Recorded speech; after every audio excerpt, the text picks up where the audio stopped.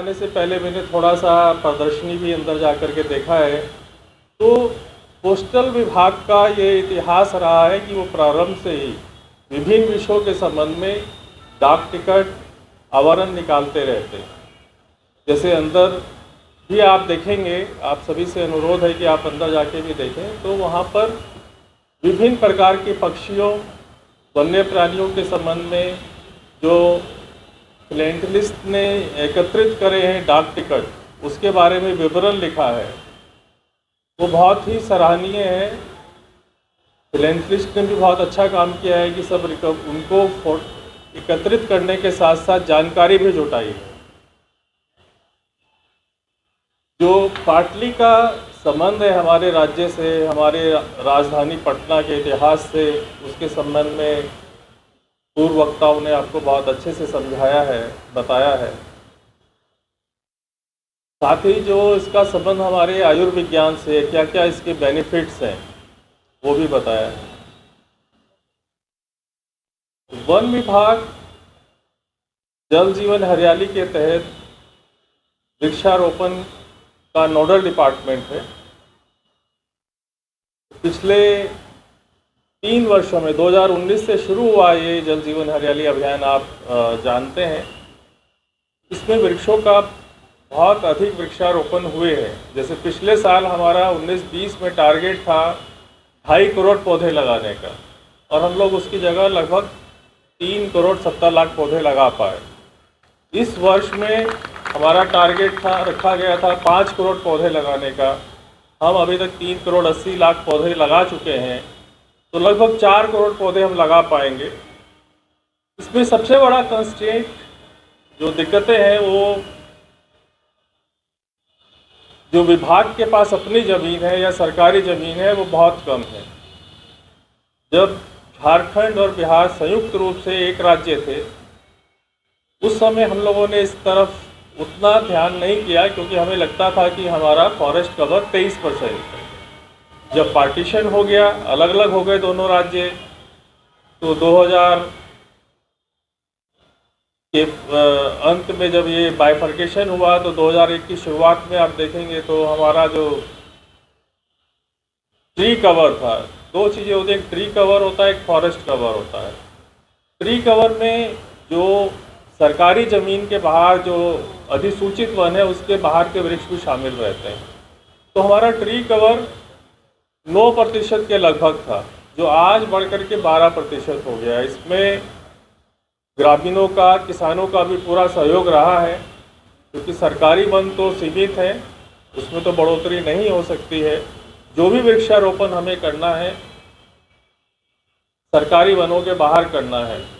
तो आप जानते हैं कि बिहार का भौगोलिक क्षेत्रफल 94,163 वर्ग किलोमीटर है। यदि 1% पे हमें वृक्षारोपण बढ़ाना है, 1%, तो हमें लगभग 940 स्क्वायर किलोमीटर में पौधे लगाने हैं। जो अगर आकलन करें हम लगभग 1100 पौधे 1 हेक्टेयर में, तो 10 करोड़ पौधे हमें लगाने होंगे, तब हमारा 1% ट्री कवर बढ़ता है। तो आप अंदाज़ा लगा सकते हैं कि हमारे को कितने वृक्ष 5% बढ़ाने के लिए लगाने हैं, लगभग 50 करोड़ वृक्ष। इसके लिए समय तो लगेगा। वृक्ष लगाने के साथ साथ ये भी महत्वपूर्ण है कि हम जो वृक्ष लगा रहे हैं उनको बचाएंगे तभी जब उनसे हमें लाभ होगा। सब हम लोग प्रोफेसर सरदेंदु साहब ने बताया एनवायरनमेंट और इकोलॉजी के बारे में। हम उस लाभ की गणना नहीं करते हैं, हम उस लाभ को समझते हैं, टेकन फॉर ग्रांटेड लेते हैं। हम सिर्फ आर्थिक लाभ की बात करते हैं।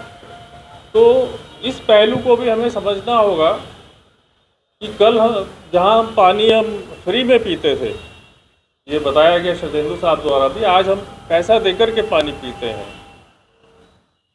और कोविड के काल में हम लोगों को ऑक्सीजन भी पैसे लेकर के, या एक तरह से हवा भी पैसे देकर के लेना पड़ा, तब हम लोगों का जीवन रक्षा हो पाया। और आगे वाले समय में भी ये कठिनाइयाँ कभी भी उत्पन्न हो सकती हैं। इसलिए वृक्षों के महत्व को कम नहीं समझना चाहिए। डाक विभाग द्वारा जो पहल की गई है, ये बहुत ही अच्छी पहल है और ये प्रदर्शनी भी लगाई गई है अंदर। ये भी बहुत अच्छा है, हम ये जन जन तक पहुँचेगा।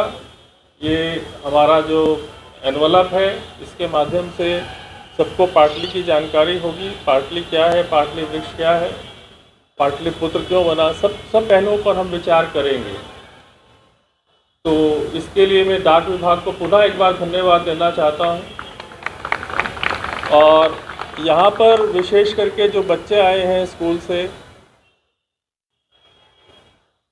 ये वृक्ष, ये पर्यावरण इनके लिए अत्यंत आवश्यक है और ये जागरूकता फैलाने में भी जो हमारे पोस्ट कार्ड्स हैं, एनवलप्स हैं, डाक टिकट्स हैं,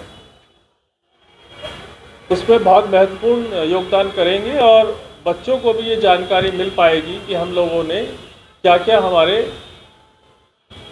पर्यावरण से जुड़े मुद्दे हैं। सत्यजीत जी ने ठीक ही कहा है कि हम लोगों को बायोडाइवर्सिटी के हिसाब से हमें काम करना चाहिए, बायोडाइवर्सिटी वाले पौधे भी लगाने चाहिए। और आनंद अहमद साहब ने भी इसमें अपना सहमति दी है कि वो यहाँ स्थान उपलब्ध कराएंगे जहाँ पर बायोडाइवर्सिटी से संबंधित पौधे लगा पाएंगे। तो ये एक तरह से ये भी एक पर्यावरण के प्रति डाक विभाग का एक योगदान होगा कि वो विभिन्न प्रकार के जो हमारे एंडेंजर्ड स्पीसीज़ हैं उनके पौधे यहाँ लगाएं।